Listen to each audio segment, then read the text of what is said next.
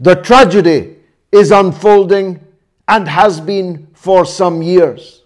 The economic warfare, naked economic warfare in the form of sanctions, embargo, and quarantine has already caused massive and widespread misery for the ordinary people of Venezuela. And when these criminals cry their crocodile tears about suffering, poverty, hunger in Venezuela, just remind yourself it was them, the crocodiles, who caused it. It's them who have brought the Venezuelan economy to its knees through economic warfare, through sanctions, and through the deliberate suppression of the oil price. Venezuela is an oil-dependent economy.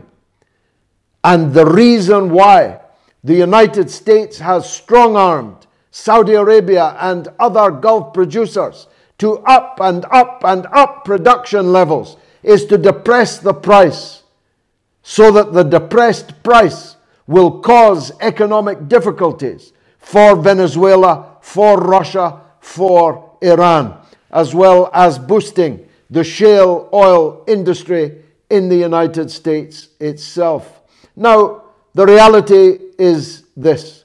The oil price went up today. It's a no-lose situation for Trump and the oil industry that backs him. If they can get their hands on Venezuela's oil, then, as John Bolton has already admitted on television, this will be a massive boost to U.S. oil interests.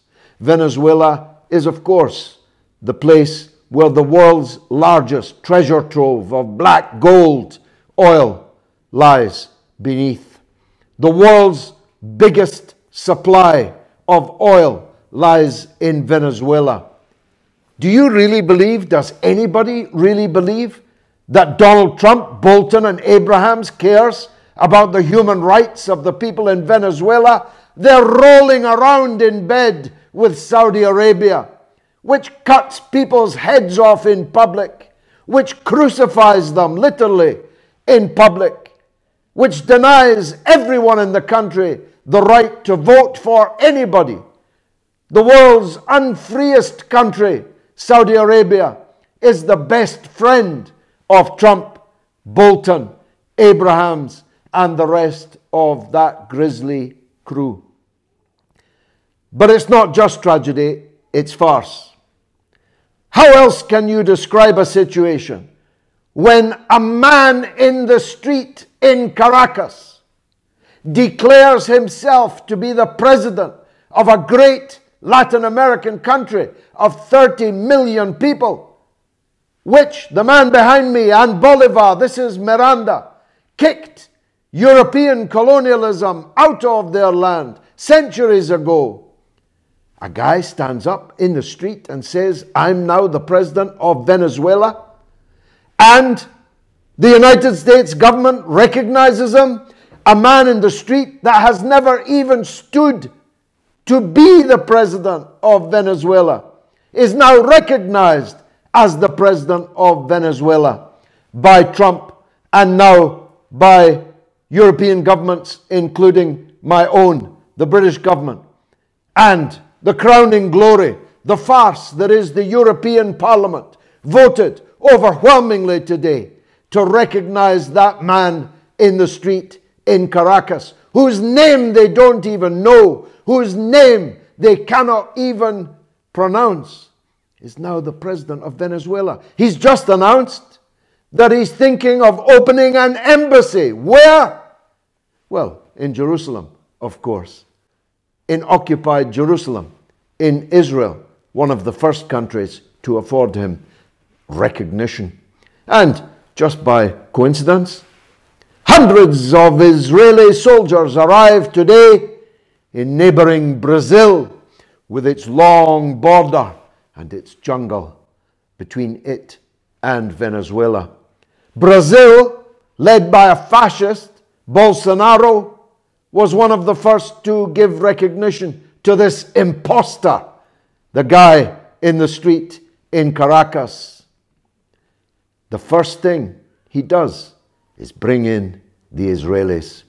You may not know this, but Brazil has applied to join NATO. Here's another level of farce. The North Atlantic Treaty Organization. NATO, North Atlantic. Brazil has just applied to join it, and its membership will be accelerated. That I promise you, because that's what happened to Colombia, another state with a border with Venezuela and many, many grudges against Venezuela. Two NATO countries on either side. Coincidence? I'll let you decide that. But here is my take. These two countries are associates of NATO, and NATO intends to join the regime change operation in Venezuela, whatever the cost in bloodshed, terror, fear, and destruction, on top of the world's largest reservoir of oil. You don't have to be Einstein to work that out. Now, I've been to Venezuela many times. I want to tell you why all these people hate the Venezuelan revolution so much. They hated Chavez, the previous president of Venezuela, for the same reason that they hate Nicolas Maduro, because both of these presidents have determined to use Venezuela's oil wealth for the benefit of the poorest people in the country, to the disadvantage of the gold-toothed emigres in Miami and the rich 200 families who before Chavez owned and controlled everything in Venezuela.